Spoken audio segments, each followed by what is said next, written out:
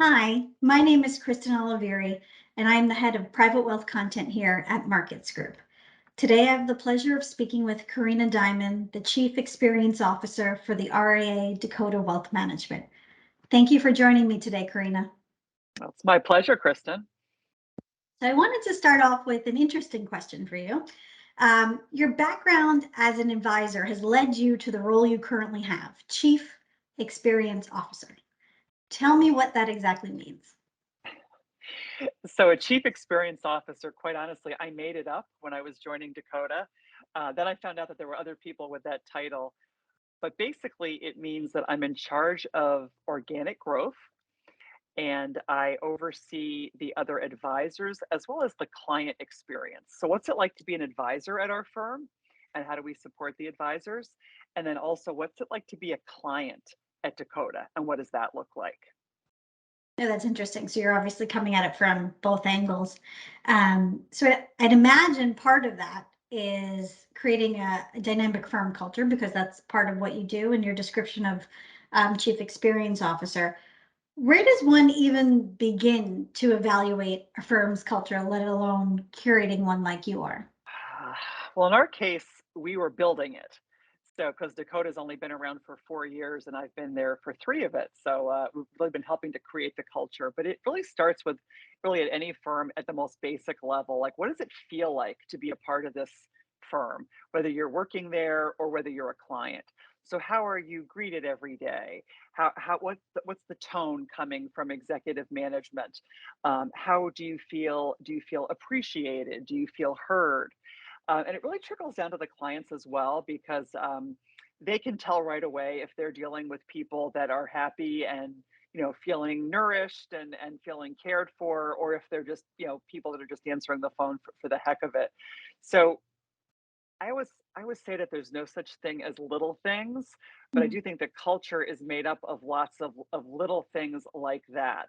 Like how does our CEO thank people for something? And he's actually extremely sincere and will personally do it. During the pandemic, I wrote personal notes to everybody at the company several times during the Oh, pandemic, wow. which my wrist I think is still recovering. But to get a personal note, even just a couple lines, shows you that you're really valued and that you're cared about. And so I just think it's some of those little pieces that again are not so little that all kind of make it up. I love that. And when you're establishing a firm culture, I think something that comes to my mind and of the community at large is the concept of diversity. Um, how do you see that fitting into the idea of a firm culture? To me, diversity is so all encompassing. One of the biggest things and the ways that I look at diversity is that it is really critical to succession of any firm. So what's diversity? Diversity could mean, we think of race, we think of gender, but it could be, hey, do you have anybody under 30 working at your firm? So I think age is really also a big part of diversity. And the fact of the matter is, we've all seen the statistics about, more people being over 60 than under 30 in this business. And if we don't expand the pool of people that might be working here, or really it's the same as also with clients, we're going to be out of business because we're just not going Mhm. to have enough people there. Some other things are, I think, bringing diversity of thought, whether it's again from age, from background, religion, LGBTQ, just all these different things. If you don't bring it, what's going to happen is our client base is getting more diverse. And so if we don't have the diversity of thought, we're not going to be able to relate to clients as things continue to progress. And they're only progressing faster and faster. So nothing's slower. Everything is faster and faster and faster. Tell me about it. So I'm jumping around here in the questions, but I think you just hit home on something that I'd like to circle back to because we are talking about diversity and within gender and thought and everything else that comes along with it. But it's true to sort of further the idea of wealth management and succession within wealth management firms. Where do you see the women and wealth piece coming into play? And maybe talk a little bit about how you're seeing women enter this industry, if you are at all. So it's a fact that more and more clients are female just because of demographics and longevity. And most of the women that I know they want an advisor that's going to be a great advisor and going to be respectful and educational and not use a lot of jargon. And a lot of women I know, they would be happy with a man who did that. But also, fact of the matter is that I think women traditionally have connected better with other women and are not condescending and are going to ask questions and make eye contact and understand, that it's also about personal goals, not just about beating the S&P 500. So that's kind of a big thing. So I think the rise of the female as a client is part of what's driving also, I think, more women getting into the profession. Lots and lots of misconceptions about wealth management and financial services. It's all about math, it's all about numbers, it's all hard sales. And in reality, you have to be decent at some of those things.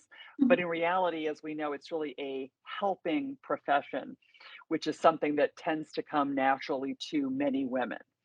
So I think that we as a profession, we need to just continue to articulate that, not just to the public, but also to very targeted groups, like, for example, guidance counselors, teachers, superintendents, because they think that we're all pushing penny stocks in a boiler room somewhere, and they don't always really understand that, maybe some of us are financial planners, or we're portfolio managers, or we do marketing or fintech.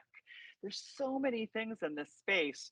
And again, they all need more women, but they all need more people in general, whether it's male or female, black, white, gay, straight. It's just, we are a profession that is just starving for talent. Absolutely. And I think you're to your point of guidance counselors and starting early, I think people don't know enough about this profession in general within high school, within college programs, that these are things that these are the skill sets in a holistic way that can be transferred to a real life job that has a wonderful work-life balance. So these are things that can be communicated. How else, in your mind, do you see us or the industry furthering bringing new talent, whether it be women or men, but of the next generation into wealth management? Well, one program that I'm very involved with out of the University of Akron is called Diversitas, which is Latin for diversity. Mhm. And we started, really hard to believe, over 5 years ago. And we started out, in Northeastern Ohio, having programs where we invited teachers, Mhm. gave them continuing ed credit. We also invited students, high school students and college students, to try to show them what this profession is really all about. Then the pandemic hit, and we weren't sure if we should just shut down. And instead, we exploded and we went virtual. And now we have over 30 other universities, some of the top universities in the country, including historically Black institutions, Hispanic serving institutions. Some of the biggest programs in financial planning are now part of Diversitas. So now it's national. So that is one example of, hey, here we are in Northeastern Ohio. Maybe you don't think of us as thought leaders, but this did come out of the Midwest. And we have amazing speakers of all different backgrounds. And so anyone who's viewing this can see that, oh my gosh, there's someone who looks like me who's doing this. I know I led a panel at last year's program, and we had a lesbian, we had two African American men, we had a Hispanic man, all 30 or under, and they were talking about their experiences and kind of showing employers, hey, we might need a little extra help to make sure that we fit in. And we might need a little bit of extra coaching, but we're hungry. We want to learn. We may not look like, the broker that your mom or dad had, but we have the skill set as well. Oh, that's wonderful. It's so, thank you for furthering that mission because I think that's so important. And you're right. I think that, and my next question for you is a little pandemic driven, but the virtual piece isn't all that bad. And sometimes it can touch a wider audience and make things grow, and probably now being able to meet in person again and also have virtual programs will even help further that initiative. So that's wonderful to hear. So my next question is, we've all lived through this crazy time, the last 2+ years of living during a pandemic. And you've referenced it earlier, managing teams during a pandemic. I'm sure managing teams ever is never an easy feat.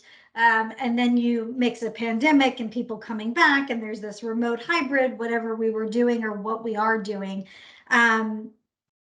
What are some lessons learned? that you've experienced during that time? What have you taken with you? Is there anything maybe that you instituted then that you see as a great thing moving forward? How would you sort of describe that managing teams during the early days of the pandemic piece? Yeah, sure. So it reminded me very much of becoming a parent for the first time and thinking there's no playbook here. You know, here we are, That's we're for all in sure. this, right? We're all in the same boat. What do we do? So a lot of it I would say was instinct, but driven by caring for people as individuals. So I think some of the lessons. I think the biggest lesson is that regular communication is so essential.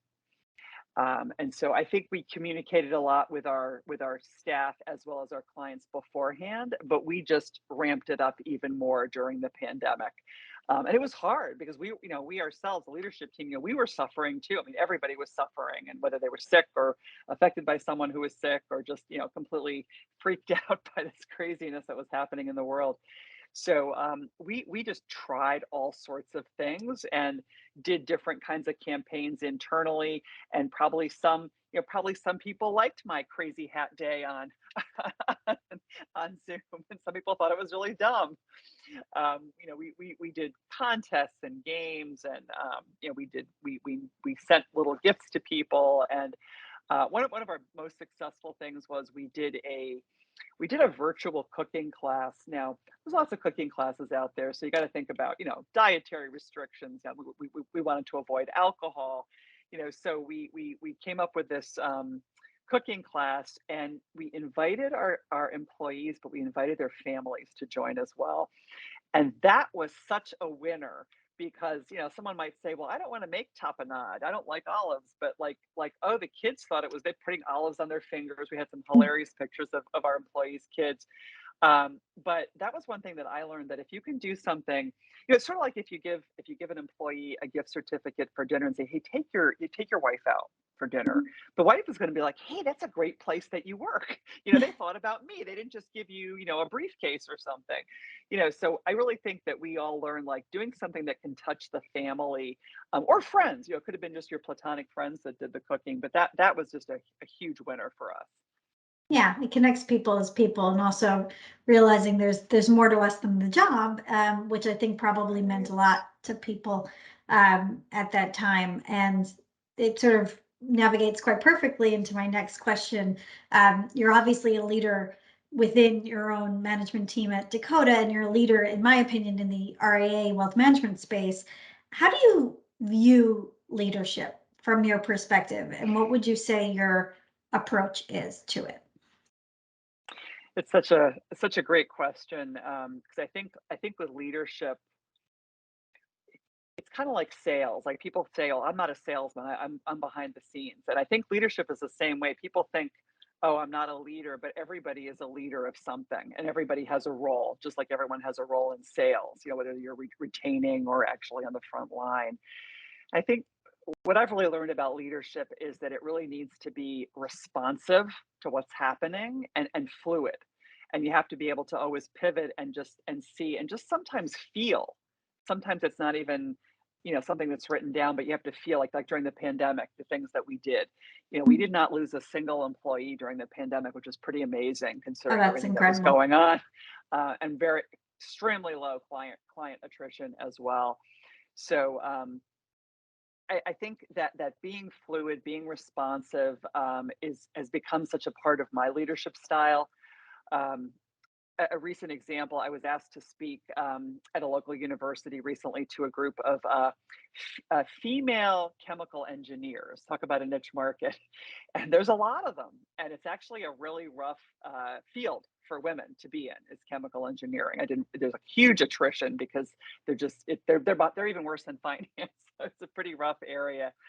But I was asked to present to this class, and I got there, and I kind of looked around, and I read the room, and I just said, would you all mind just pulling your chairs up front, and let's just make a circle, and let's just have a conversation like people, rather than me lecturing you on all that.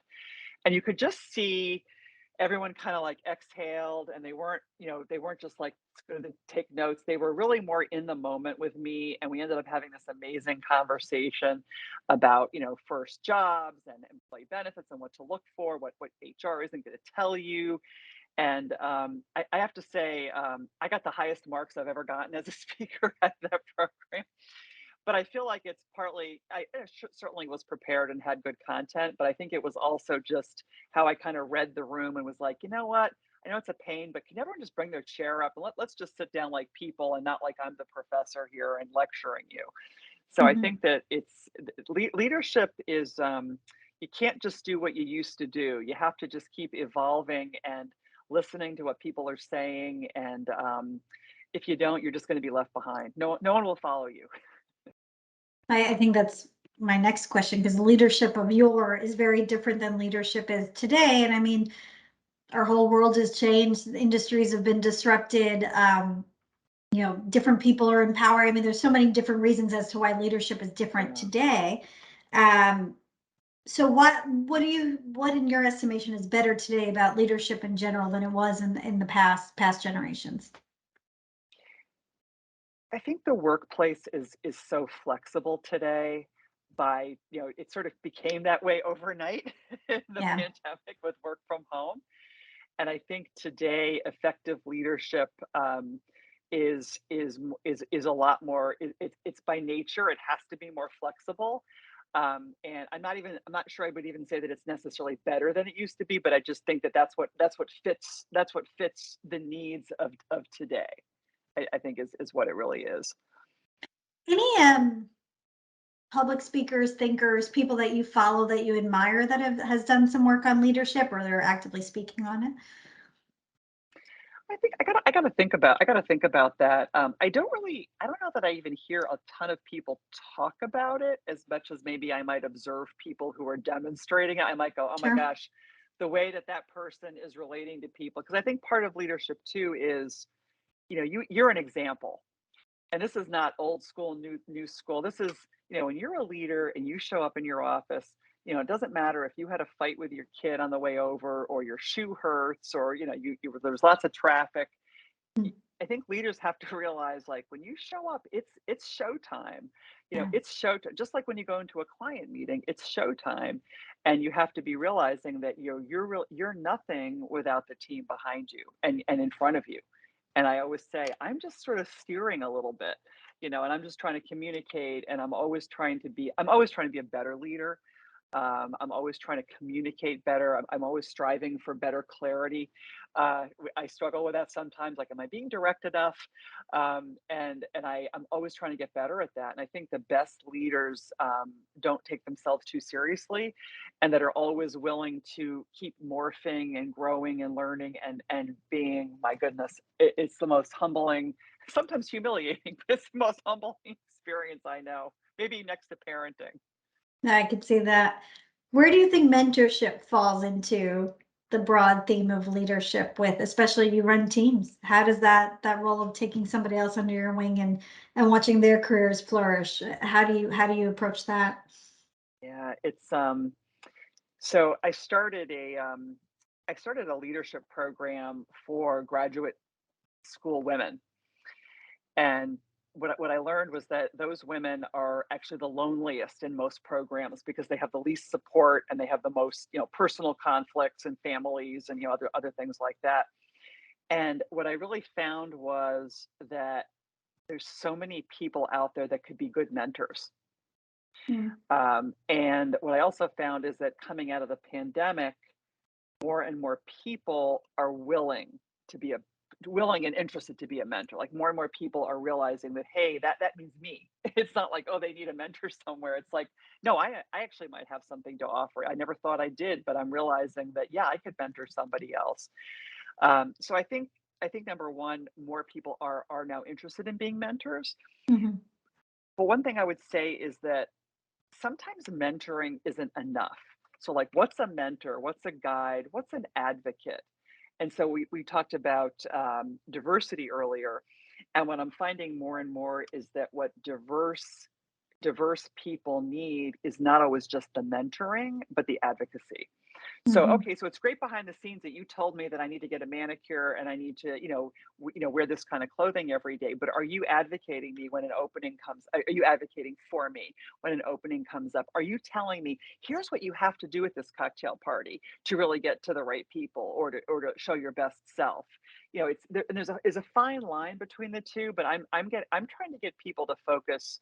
It depends on your role, but I'm trying to get people to focus on both because Mhm. sometimes just all the best advice in the world behind the scenes doesn't necessarily directly help somebody navigate an actual work environment.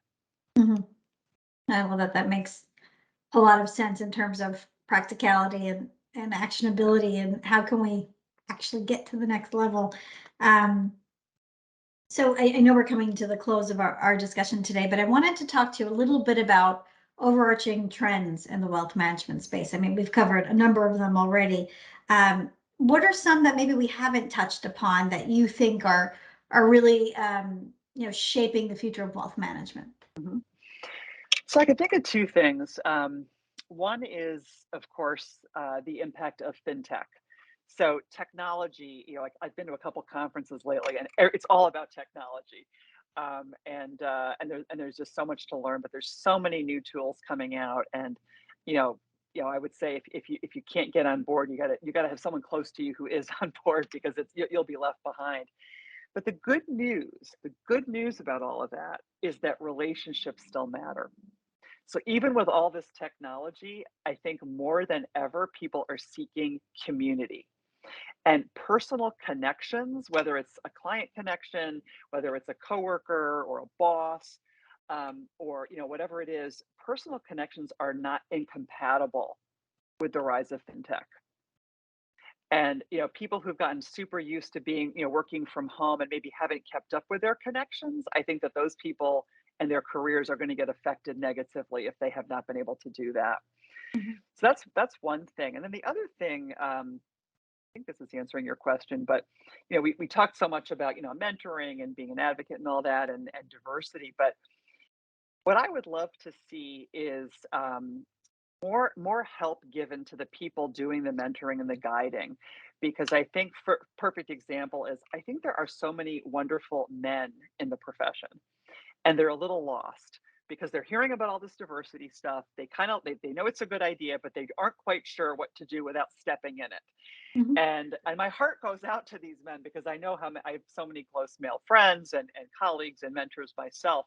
And so I would love to see more support for them as a group and teaching them to be the best mentors and advocates that they can be for others. And I think that that's part of this equation of us all growing together and all rising together.